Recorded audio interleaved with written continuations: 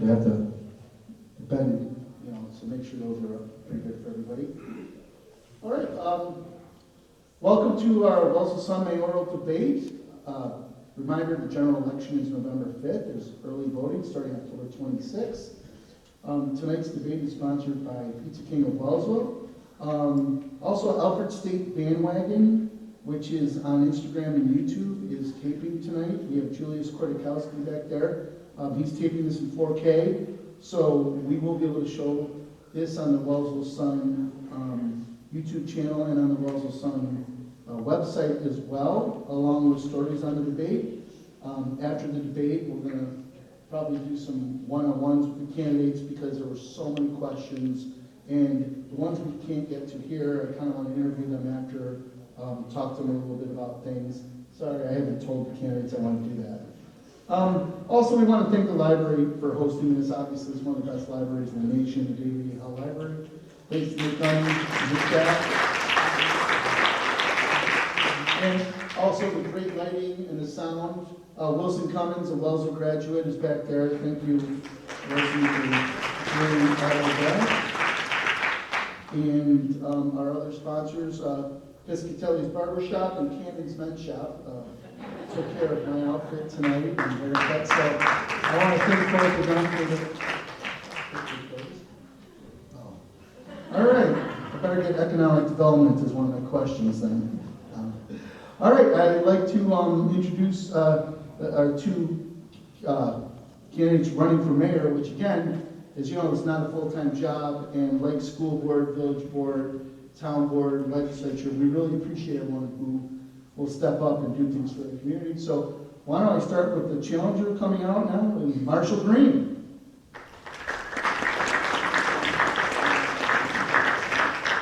And our mayor, Randy Shayler.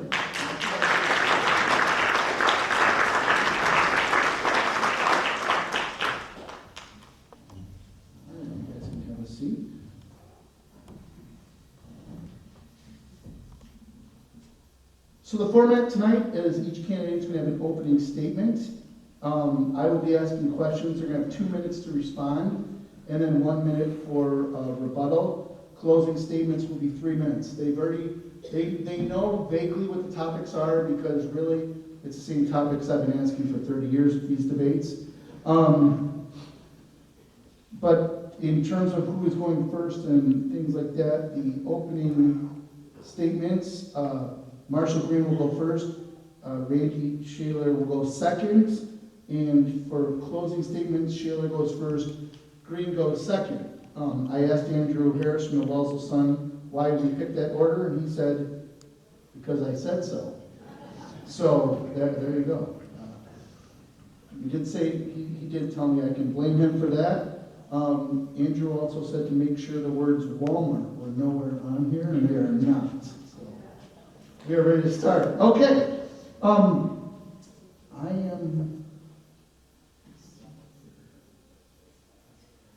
leaving. You guys ready for opening statements? Okay. Well, we will start with the opening statements, and Marshall Green, you went first. Well, first I'd like to start out and thank our two gentlemen here, John and Andrew, and the Davie Hall Library for hosting this event. Thank all of you for making democracy a priority and coming out and listening tonight. When we first arrived, there was about 8 people, so I was a little worried. Good to see you guys filling the seats. And I'd also like to thank Randy for giving an opportunity for this event to happen as well. I thought I'd take the opening statement rather than to get into the policies and all the things we're going to talk about later with questions, just introduce myself. I know a lot of you out there. I don't know some of you out there as well. So, Marshall Green, I moved here almost 20 years ago. Kind of fell in love with Wellsville. I'm from St. Louis, Missouri originally. Much bigger city, a lot more stoplights and traffic. Just kind of fell in love with a small town experience here. It's a pretty amazing community when people can step up and help each other who are in need. And you see that almost weekly. The report covers a lot of that. I have a wedding DJ business. That's what I kind of do full-time, half the year, a lot full-time then, and then part-time throughout the rest of the year. In the last year, I've invested with my partner into 3 commercial spaces on Main Street that we bought 3 buildings. 3 children with my ex-wife that are all raised here in Wellsville. I've got 2 teenagers and 1 8-year-old. And I don't think there's a better community I would want them to grow up in. So one of the reasons that I'm up here today is I want to be a part of serving this community. I think that's very important for all of us to serve in the ways we can. I think with the businesses I have, it allows me the time to serve and dedicate my time to bettering our community and being a part of that process. My political affiliations, I'm an independent. I'm a registered independent. I have both Republican and Democrat views. I think there are a lot of things that really, how do I put this? I don't toe a party line. I really look at issues and try to creatively think how we can both come to agreements, which has kind of been lost in politics in the last decade, I'd say. How much time do I got, Andrew? A little bit of time? Okay. Oh, you got time? Well, I think that's about all. I know we're going to get into a lot later, so I'll go ahead and yield to Randy. Okay. Thank you. Mayor Shayler, your opening statements. Well, first of all, I also would like to thank you for being here. In 26 days, you're going to need to make a choice, and you're going to have to choose the person you trust to lead the village board, the governing body of the village of Wellsville. And it might take and I know probably 90% of you know this, but I'm gonna go through this as quickly as a little rehash. Take just a little quick look at what is the structure of the village of Wellsville and what is the mayor's job. The village of Wellsville has effectively seven businesses that are run. Streets, water, sewer, refuse, electric, and police and fire protection. And they're run out of 5 funds. And the 5 funds need to be, by law, need to be kept separate. The culmination, or the combination rather, of those 5 funds is about $10.4 million. That's roughly what is spent every year. That's the current budget amount for all the funds included. Only 23% of that comes from property tax. The remainder comes from consumption, your electric bill, your water bill, etc. The court, from the county, a very small amount comes from the county, from the town, and that is they are participatory in the, we sell them fire service, if you will. So there is revenue that comes from the town, and New York State and the federal government. So it's, it's effectively a $10 million a year business that has 7 diverse product lines. There are 52 employees in the village of Wellsville, some union, some non-union. And there is a board of trustees that is the governing body, if you will. And that board is made up of 4 trustees plus the mayor. And the mayor has 1 vote, the same as each trustee, so there are 5 votes on every subject. We meet 2 times a year, and that's good. We meet 2 times a month, and that's significant because the only other village that does that is Belmont. Every other village meets once a month, and the county also meets twice a month. We have within the structure of the Board of Trustees liaisons, and that is each trustee, including the mayor, is a liaison to a specific function within the village government.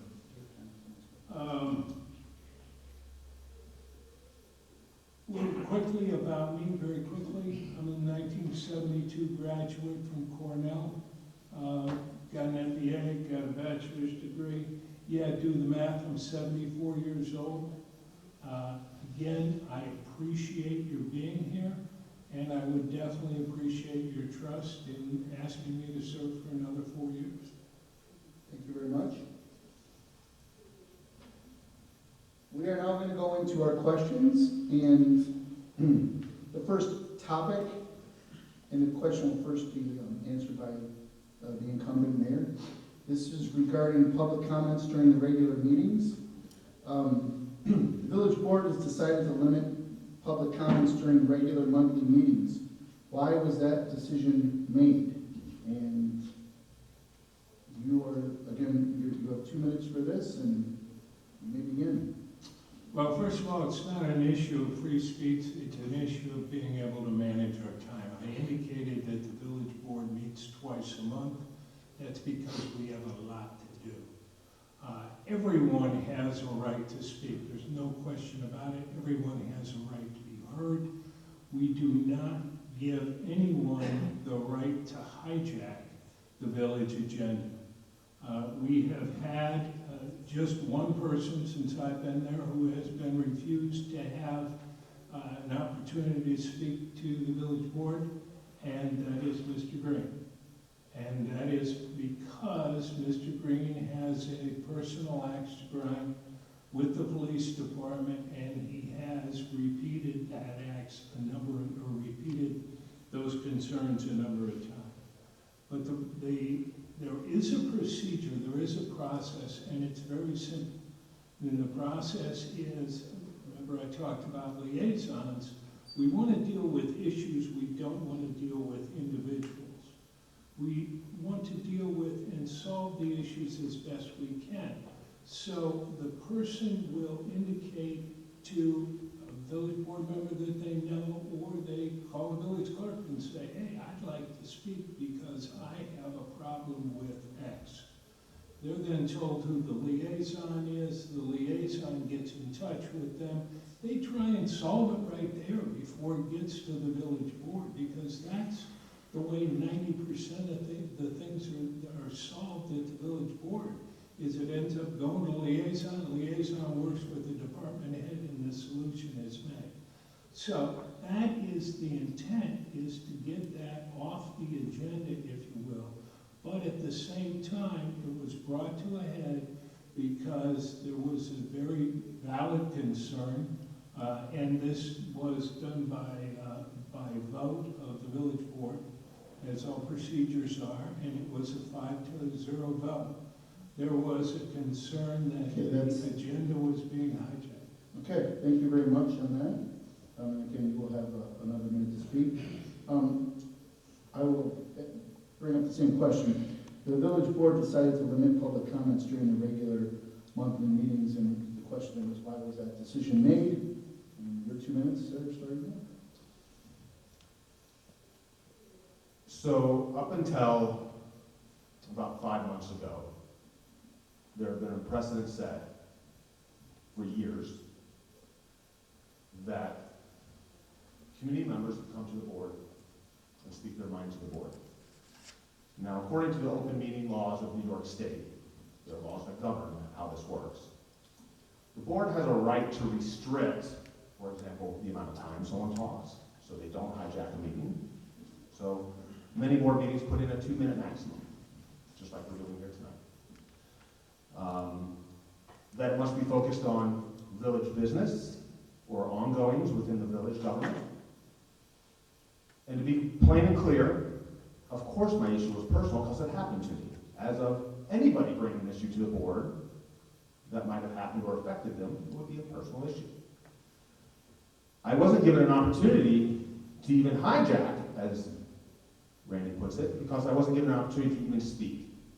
Not only was I not given an opportunity to speak, a new motion was drafted and passed that allows the board to prevent every one of you from speaking if they don't like what you're going to say. And that's a problem. That is not how I feel our village should run. That is not how I feel anywhere in our government should run. As citizens, especially on a small local level, we should have an opportunity to voice our opinions, even when they're opinions we don't like to hear from somebody. And so that's the big holdup. That's one of the main reasons I'm here today.